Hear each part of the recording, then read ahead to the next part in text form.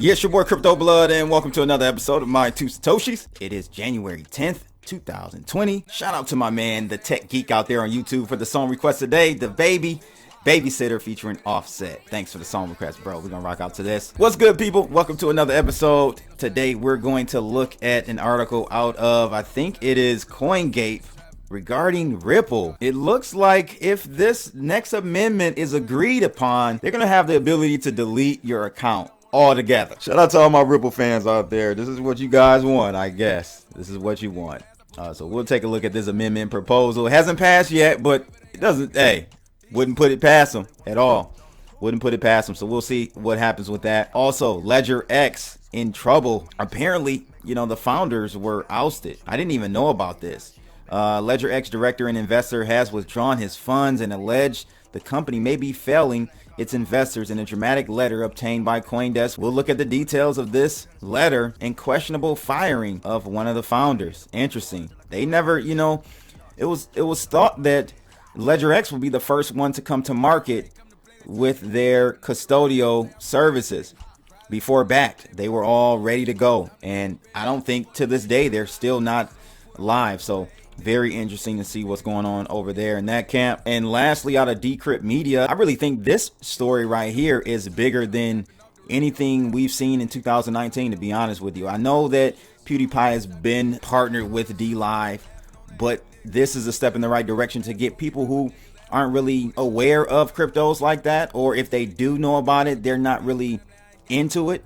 Well, the biggest YouTube star promoting Tron is a good step for cryptocurrencies. First, is a good step for Tron, of course, but I think it's a good step in general for the cryptocurrency industry. This will bring more eyeballs and more attention to this space, more than some Wall Street company trying to exploit and rent seek in this space, right? So YouTube's biggest star promotes top cryptocurrency. We'll take a look at the details on this out of Decrypt Media as well. But before we start, if you guys find these types of videos informative, make sure you like, share, and subscribe, and click that bell to receive more videos like this. And this episode is brought to you by EOS Locally. No KYC, buy and sell EOS while keeping your privacy with peer-to-peer fiat transactions.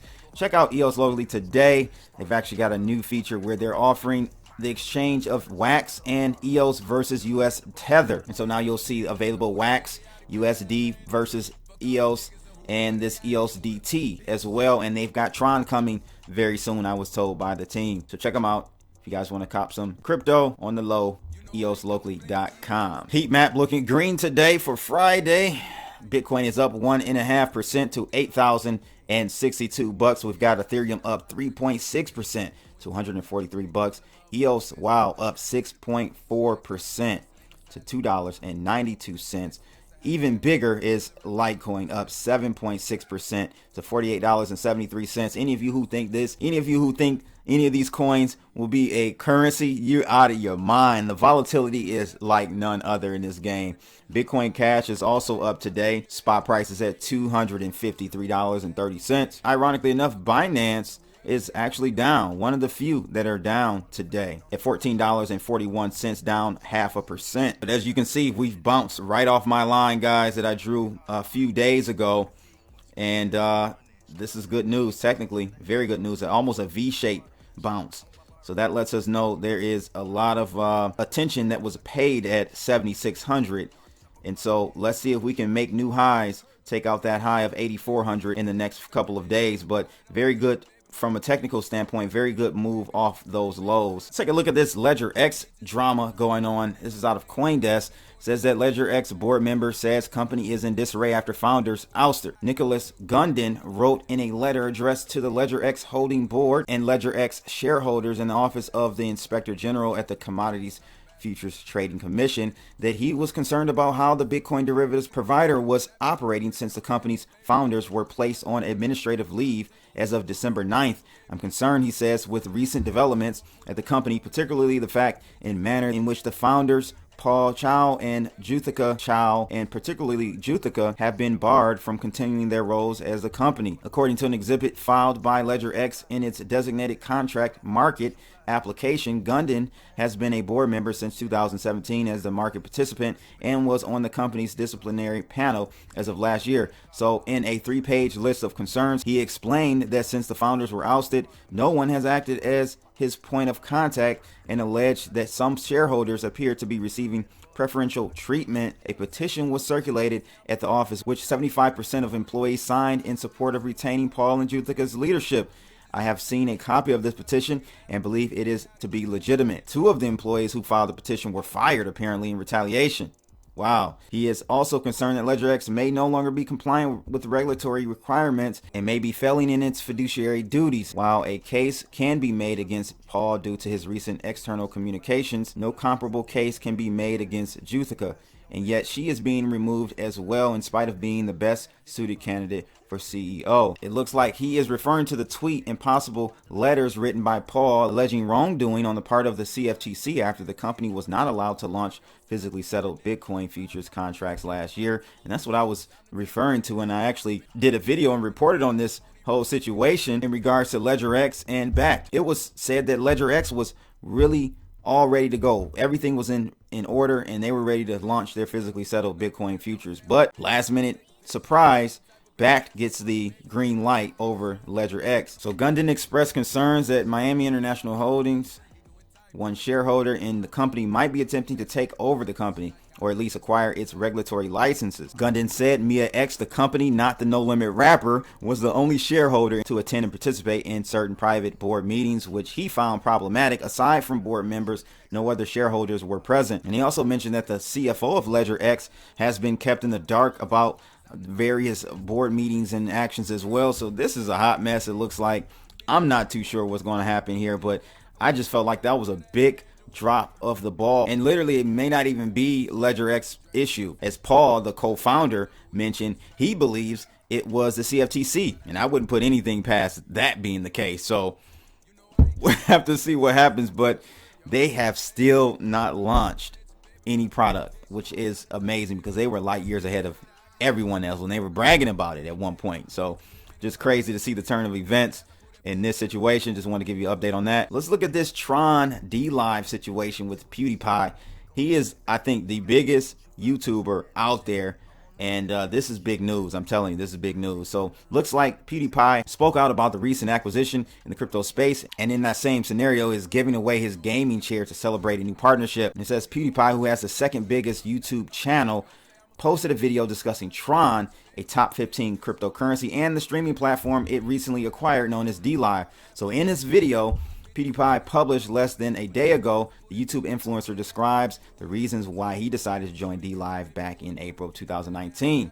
He also highlighted the platform's creator-friendly approach to monetization, which provides creators with 100% of the revenue earned from their content while incentivizing viewers to engage with their favorite creators through DLive Treasure Chest. PewDiePie's commentary comes just 2 weeks after Tron announced it acquired the DLive streaming platform and that it would be integrating this with the BitTorrent and BeLive products. So in light of this, PewDiePie also announced that he will be giving away his gaming chair in order to celebrate DLive joining the BitTorrent family. And if you guys don't know, this guy PewDiePie has 102 million subscribers. That I can't even, that's mind blowing to me. So to me, this is one of the biggest moves.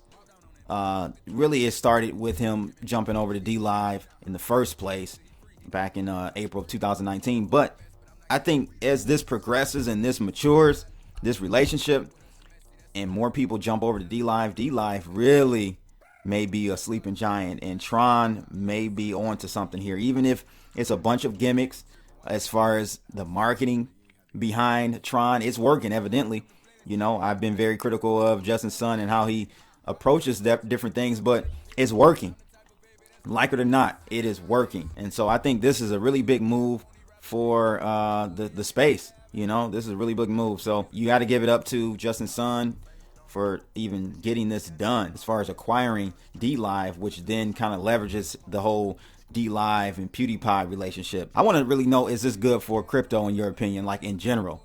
Or is this more so a BitTorrent, Tron, DLive situation? Leave your thoughts in the comments below. Last article for today. It's a crazy one if it's true. Ripple accounts will be deletable if this amendment is agreed upon. It says if an amendment proposal on the XRP Ledger version 1.4.0 is accepted, then it will be possible to delete old XRP accounts and recover some base reserve. The proposal, deletable accounts, will be implemented if it gets majority support from XRP Ledger validators. At the moment, voting is in progress and 23 validators have voted to support the amendment. If over 26 validators vote to support the new feature, then this addition will be active in the Ripple Ledger by the end of this month. Now, what is this whole deletable account thing about? Well, the ability to delete old accounts from XRPL and move the 20 XRP, the minimum amount that can be held in reserve, is a positive development. They say the reserve is the cost of an address that owns no objects in the ledger and cannot be recovered or sent to others. But the previous debate revolved around Ripple Inc., majority controller of validator nodes. This, as in recent times, changed as Ripple Inc. has embarked on a decentralization journey, they say, to not only devolve validator control, but to disperse XRP to users across the globe. As previously reported, the company added 4 independent validators from Sweden, Luxembourg, and 2 from the US. Ripple Inc.'s objective is not to rush their decentralization drive, but ensure that it is done in an orderly manner so that the network remains functional, efficient, and robust. So it looks like as of now, at least last quarter of 2019, Ripple ran about 20% of all validator nodes. So we'll see what happens with that as they continue to decentralize. But you guys let me know, is this Ripple overstepping their boundaries? I mean, it is their network. But I guess my question is, why are they even looking to recoup those unused coins? It's gonna, I don't understand why. So if someone out there who's an XRP fan, let us know in the comments below why they would even be doing this. This article doesn't really go into that much detail about why. They just said that they might be, and they're only, I think, 3 validators away from having this be the case. My issue is, of course, the money transferring business that they're in, or you want to call it money remittance. That is, to me, a dead end industry when it comes to cryptocurrencies, because ultimately this is the type of system where the central banks control these types of networks directly or indirectly. Eventually it's going to come down to only a few handful, which I think will be owned by governments. If you guys aren't aware, I did a My 2 cents video on FedNow. That is coming. That's the new Federal Reserve system they're working on for instant payment systems and settlements. So that will be rolled out, I think, by 2024, they said. So again, I just don't see, it's a dead end road, in my opinion, about, XRP, or I should say Ripple, in that particular vein. Ripple, the company, has been acquiring all types of companies.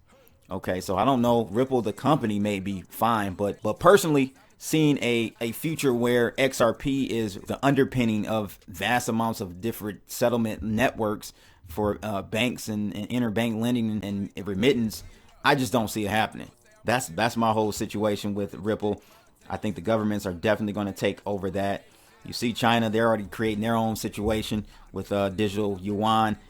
It's just, to me, the barrier to entry is so high, not a good chance that will be a successful rollout for XRP in that form and fashion. Now for peer-to-peer, or like consumer to consumer, now you're competing with a whole bunch of other cryptocurrencies, and so there's no edge there.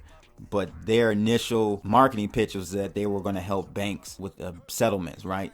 And I just don't see that being a need once FedNow rolls out. Check it out, FedNow. Do a search on that, and you'll get more information on FedNow, the new Federal Reserve system that will be out in, I think, 2024, 25, somewhere around there. But hey, that's just my 2 Satoshis on the topics today. Let me know yours in the comments below. Shout out to my man, the Tech Geek, ironically enough, is an XRP supporter. His song request today, The Babysitter, featuring Offset. I'm out of here, people. Make sure you guys like, share, and subscribe. Happy Friday. I'm out. Holla!